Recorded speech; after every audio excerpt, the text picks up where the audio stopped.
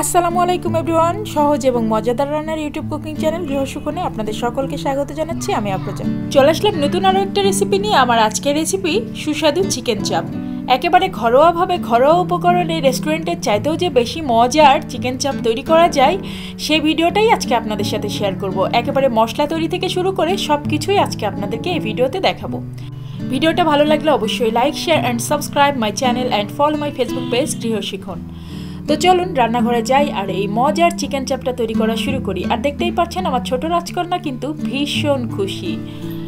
চলে আসলাম রান্নাঘরে, আর রান্নাঘরে এসে চিকেনগুলোকে আগে ইচ্ছা মতো পিটিয়ে নিতে হবে। ধরেন আপনার কারোর উপর খুব রাগ হয়ে আছে, মনে হচ্ছে তাকে একটু পিটানো দরকার, তাহলে এই রেসিপিটা আপনি আগে আগে তৈরি করবেন। ইচ্ছা মতো চিকেনগুলোকে পিটিয়ে মনে মনে ভাববেন তাকেই পিটাইছেন। মাঝে মাঝে এরকম হয় না যে কাউকে খুব বিরক্ত লাগছে, দেখতে ইচ্ছা করছে না, তো তখন এরকম মেজাজটা খুব খারাপ থাকে, তো তখন এই ধরনের রেসিপিগুলো করলে না বেশি মানসিকভাবে শান্তি পাওয়া যায়। ইচ্ছা মতো চিকেনটাকে পিটায় না মনের মানসিকভাবে আপনি শান্তি পেয়ে যাবেন। আপনারা চাইলে একটা নাইফ নিয়ে হাড়টাকে বের করে ফেলে দিতে পারেন, শুধু মাংসটাও ইউজ করতে পারেন। তবে মাংসটা ইউজ করলেও আপনাকে মাংসটাকে এভাবে একটু থেতো করে নিতে হবে। আর যেহেতু থেতো করেই নিতে হবে সেহেতু আমি আর হাড্ডিটা বের করলাম না, এরকমই রেখে দিলাম। হাড্ডি এমনিতেও গুঁড়া গুঁড়া হয়ে গিয়েছে, খাওয়ার সময় ফেলে দিলেই হবে।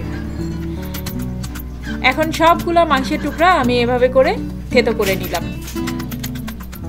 এরপরে আমি মশলা তৈরি করব। মুরগিকে পিটানো তো শেষ হয়ে গেল, এখন মুরগিটাকে ম্যারিনেট করার জন্য মশলা রেডি করতে হবে। তো চিকেন চাপের যে মশলাটা আমি আজকে তৈরি করব, এই মশলাটা কিন্তু চিকেন চাপের জন্য খুবই গুরুত্বপূর্ণ।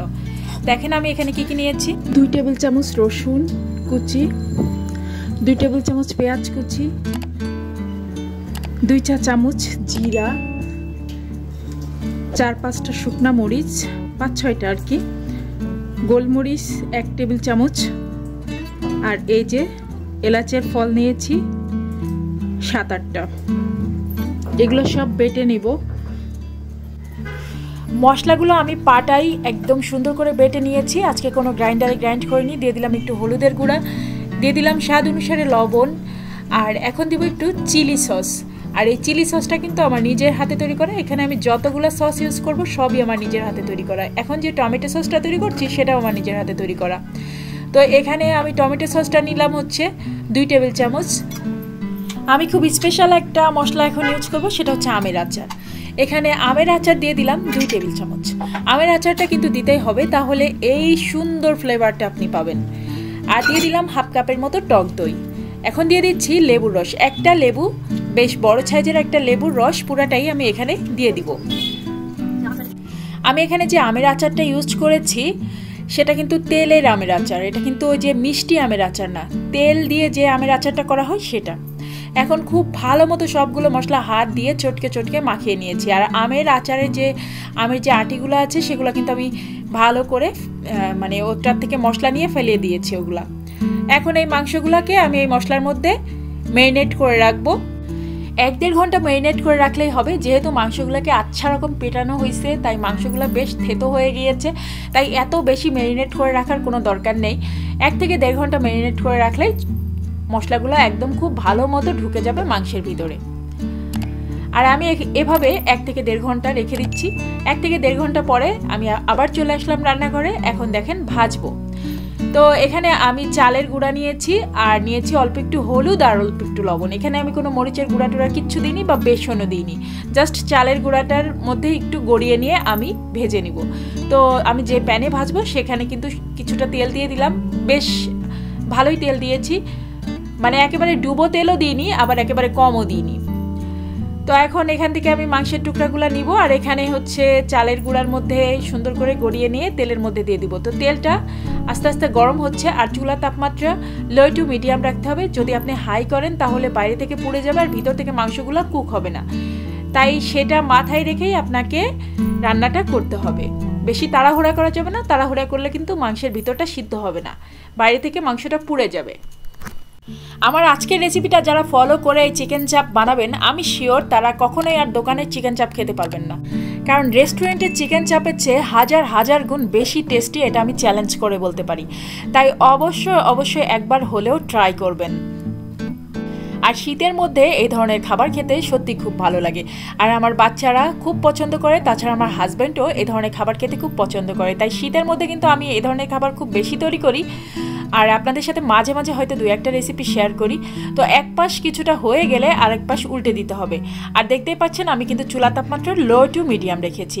অবশ্যই আপনারাও লো টু মিডিয়াম রাখবেন, হাই হিটে কখনোই মাংসটা ফ্রাই করতে যাবেন না। এতে করে যেটা হবে, মাংসটা উপর থেকে পুড়ে যাবে আর ভিতর থেকে মোটেও ভালোভাবে মানে কুক হবে না, সিদ্ধ হবে না।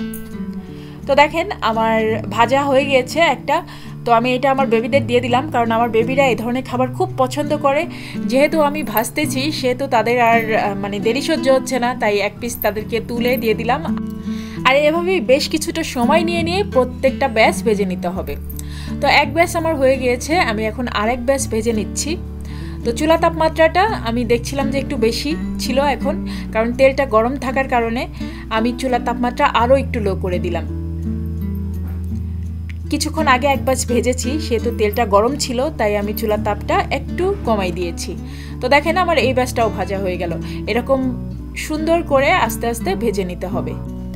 প্রত্যেক ব্যাচ চিকেন ভাজতে আপনার সময় লাগবে 8 থেকে 10 মিনিট, এর মধ্যে হয়ে যাবে।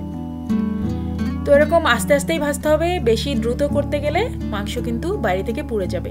আর চিকেন চাপের সাথে পরোটা না থাকলে কি জমে বলেন? তাই চিকেন চাপের সাথে ঘিয়ে ভাজা পরোটা তো থাকতেই হবে। আর করেছি কিছুটা সালাদ, রয়েছে কিছুটা সস। আর এই সসটা হচ্ছে আমি মিক্সড করে নিয়েছি বিভিন্ন রকম সস, চিলি সস, তারপরে হচ্ছে টমেটো সস, সবগুলা সস একসাথে মিশিয়ে নিয়ে আমি একটা সস তৈরি করে নিয়েছি। এতে কিন্তু সসটা খুব বেশি টেস্টি হয়। শীতের দিনে বিকেলবেলায় এই ধরনের খাবার খেতে কিন্তু অনেক ভালো লাগে।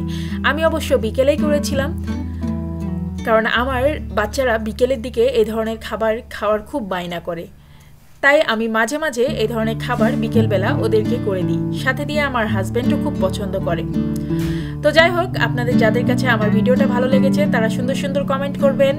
আপনাদের সুন্দর সুন্দর কমেন্ট পেলে আমার ভিডিও তৈরি করতে অনেক অনেক বেশি ভালো লাগে। আর এই চিকেন চাপটা বাইরে থেকে ভীষণ ক্রিস্পি আর ভিতর থেকে ভীষণ জুসি থাকে। খেতে এক কথায় অসাধারণ অসাধারণ। একবার হলেও অবশ্যই ট্রাই করবেন। আমি শিওর এই চাপটা আপনি একবার যদি ট্রাই করেন, আমার রেসিপি ফলো করে যদি এই চাপটা একবার হলেও ট্রাই করেন, আমি শিওর আপনি রেস্টুরেন্টের চিকেন চাপ খাওয়া ভুলে যাবেন। তো অবশ্যই আমার চ্যানেলটা সাবস্ক্রাইব করে দিবেন। আজকের মতো ভিডিওটা শেষ করছি। সবাই ভালো থাকবেন, আমার বাচ্চাদের জন্য সবাই দোয়া করবেন, আমার পরিবারের জন্য সবাই দোয়া করবেন। আল্লাহ হাফিজ।